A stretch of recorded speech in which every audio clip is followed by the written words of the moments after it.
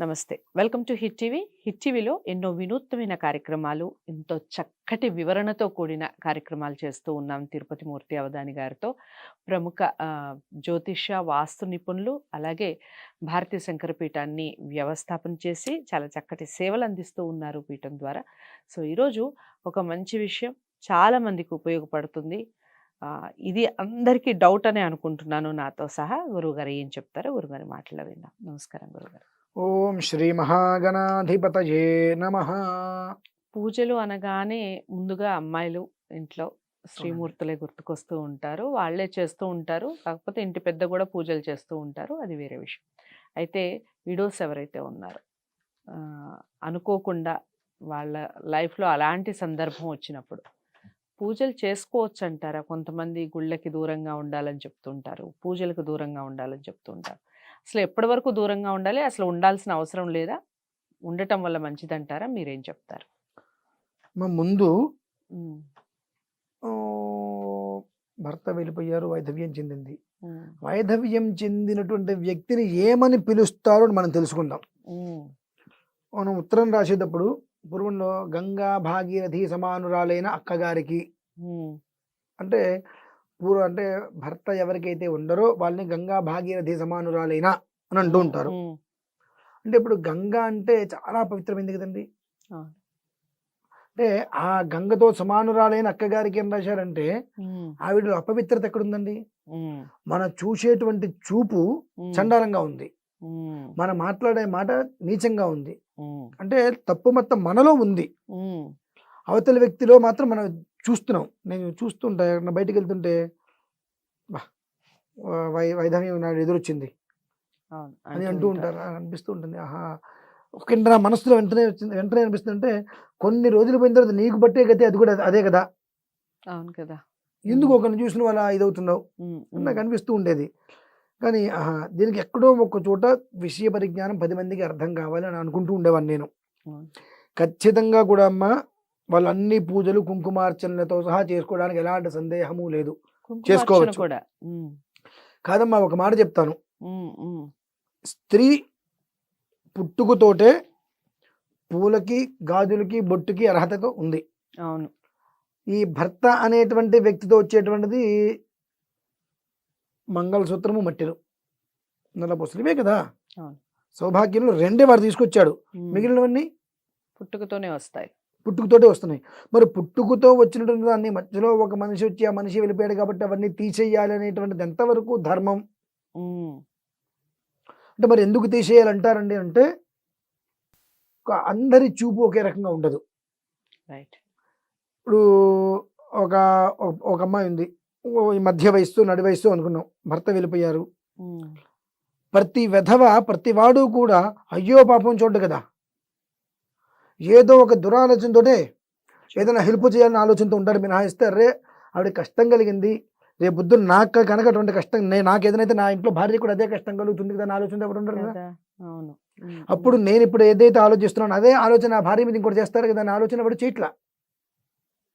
అది చేయక అట్లా ఉంటున్నారు కాబట్టి ఆ ఒక్క స్త్రీ అనేటువంటిది రూపహీనంగా కనుక ఉన్నట్లయితే కనుక ఎవరు చూడకుండా ఉంటారు నాకు ఉద్దేశంతో ఇలా ఉండమని చెప్పి చెప్పడం అమ్మ.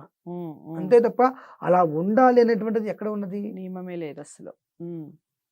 శుభ్రంగా ఏ రకంగా అయితే కనుక ఆవిడ జన్మించినప్పుడు అన్ని అర్హతలు ఉన్నాయో శుభ్రంగా అన్ని రకాలుగా ఆవిడ అమ్మవారి కుంకుమార్చన చేసుకోవచ్చు, అన్ని చేసుకోవచ్చు. ఎక్కడా కూడా ఇది చేసుకోవడానికి వీలు లేదు అనేటువంటిది ఎక్కడ చెప్పబడ లేదు. ఇవన్నీ కూడా మనం కావాలని చెప్పి అనుకున్నవే, సృష్టించుకున్నవే అన్ని. ఎందువల్లనంటే కొన్ని చోట్ల పెళ్ళి ఉంటుంది, మీరు రావద్దండి పెళ్ళికి అంటూ ఉంటారు. నాకు ఎంత కష్టం అనిపిస్తుందంటే అంటే పిల్లవాడి తల్లి ఆయన లేరు, రావద్దని అర్హత నీకు ఎక్కడుంది? ఆవిడ నుంచే కదా వాడు వచ్చింది. అక్కడ అంటే వాళ్ళ అవతల వాళ్ళ దగ్గర పిల్లవాడికి సిగ్గులేదు అనుకుంటూ ఉంటా. పిల్లవాడికి నిజంగా బుద్ధున్నట్లయితే నన్ను ఇంత పెద్దవాడిని చేసింది మా తల్లి, ఆమె నువ్వు రావద్దంటున్నావు. ఆవిడ ఆశీర్వాదం వల్లే నేను ఇంత వాడిన అయ్యేవాళ్ళు నేను. మరి ఇంతకాలం నాకు ఏ కష్టము నష్టము లేకుండా ఇంత చదివించి నన్ను ఇంత ప్రయోజకం చేసింది, ఇవాళ వివాహం అనే విషయంలో అక్కడికి వస్తే నష్టం కలుగుతుందంటే నాకు నువ్వు అవసరం లేదని చెప్పగలగాలి. అలా చెప్తున్నాడమ్మా. పాన వలిచిందే రంభ అన్నట్టుగా ఇంతటి అందగతి నాకు దొరకదు అనుకుంటాడు, తల్లిని పక్కన పడేస్తున్నాడు. నిజంగా వైధవ్యము అనేటువంటిది దాదాపుగా 100కి 90 మందికి వచ్చేదేమ్మా అది. వీళ్ళకి రాదు, వాళ్ళకు వస్తుందన్నట్టు చెప్పడానికి వీల్లేదు. కానీ ఎప్పుడూ కూడా ఏది సంప్రాప్తమైనప్పటికీ కూడా ఈ 3 అనేటువంటిది ఆ అమ్మాయిని వదిలి ఎక్కడికి పోవు. శుభ్రంగా బొట్టు పెట్టుకోవచ్చు. ఎవరి దాకా దానికి మా మేనమామ భార్య. అంటే కొంతమంది అంటారు, మీరు ఆచరిస్తారండి ఇవన్నీ కూడా అంటారు.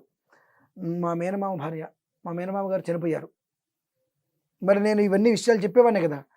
చనిపోతే నేను నా భార్య ఇంటికి వెళ్ళాం. మా అత్తయ్య కుంకుమ అక్కడ పెట్టుకోమంటే నువ్వు పెట్టత్తయ్యా అన్న. అప్పటికే మా మామయ్య గారు చనిపోయి ఒక 7 ఏళ్ళు 8 ఏళ్ళు అవుతుంది. నువ్వు లేదంటే 6 ఏళ్ళు సంథింగ్, నువ్వు పెట్టత్తయ్యా అన్న. నేను పెట్టడం ఏంట్రా అంది. నాకు ధర్మం తెలుసు కదా, నాకు ధర్మం తెలుసు కదా, ఇంత కుటుంబాన్ని ఎలా లాక్కొచ్చావో తెలుసు కదా, నువ్వు పెట్టు, నాకేం ఇబ్బంది లేదు అంటే మా అత్తయ్య భయపడింది. నా భార్య వంక చూశాను, మీ ఇష్టం అండి అంది. మరి మా అత్తయ్య నా భార్యకి బయటికి వెళ్తుంటే బొట్టు పెట్టింది. మరి నేను బాగానే ఉన్నా కదండి. ఇప్పటికి అది జరిగి కూడా సుమారుగా ఓ 9 ఏళ్ళు 8 ఏళ్ళు అవుతుంది. నేనేం చచ్చిపోలేదే. నా భార్య అట్లానే కాదు, నా భార్యకి కష్టం రాలేదే, క్షేమంగానే ఉన్నాం కదా, సుఖంగానే ఉన్నాం కదా. అంటే మన ఆలోచన అమ్మా. ఇవి న్యాయంగా అంటే నేను అనకూడదు. అంటే ఇవాళ సుమంగళి ఎవరో, వైధవ్యం చెందిన వాళ్ళు ఎవరెవరికి తెలియట్లా. అంటే సుమంగళిగా ఉన్న వాళ్ళు మంగళసూత్రం తీసి తగిలిస్తున్నారు. వైధవ్యంతో ఉన్న వాళ్ళు వేసుకోలేకపోతున్నామే అని బాధపడుతున్నారు. నాకు ఆ యోగం లేకపోయిందో అని ఉన్న వాళ్ళు తీసుకెళ్ళి గోడకు తగిలిస్తున్నారు. ఎవరి గురించి ఏం మాట్లాడుకోవాలి మనం ఇక్కడ. కాబట్టి ఖచ్చితంగా ఎలాంటి సందేహము లేదమ్మా.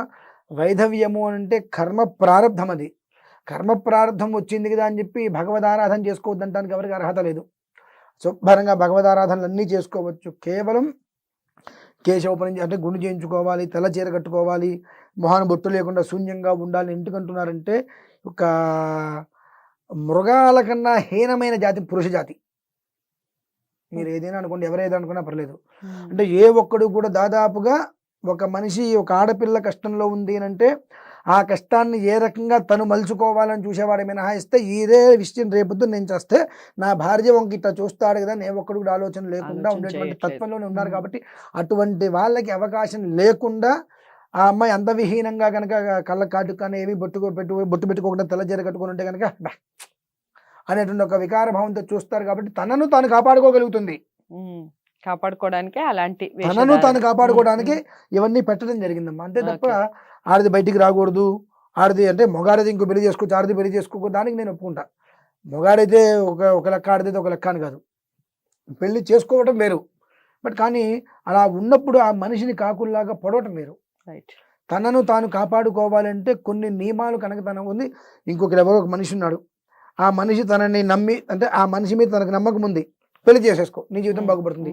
అలా లేనప్పుడు లోకం దృష్టి అనేటువంటిది నీ మీద ఎప్పుడు నెగిటివ్గానే ఉంటుంది. కాబట్టి నిన్ను నువ్వు కాపాడుకోవాలంటే ఎప్పుడు చూసినప్పటికీ కూడా ఒక తెల్ల చీర కట్టుకోను, గుండు చేయించుకోను, మొహన్ బొట్టు లేకుండా ఉంటే ఆ మనిషిని పెద్దగా ఎవరు కూడా చూడరు. కాబట్టి తనను తాను పవిత్రతగా అట్టు పెట్టుకోగలుగుతుంది. అదేనమ్మా మూల కారణం. చాలా అంటే చాలా చక్కటి వివరణ ఇచ్చారు.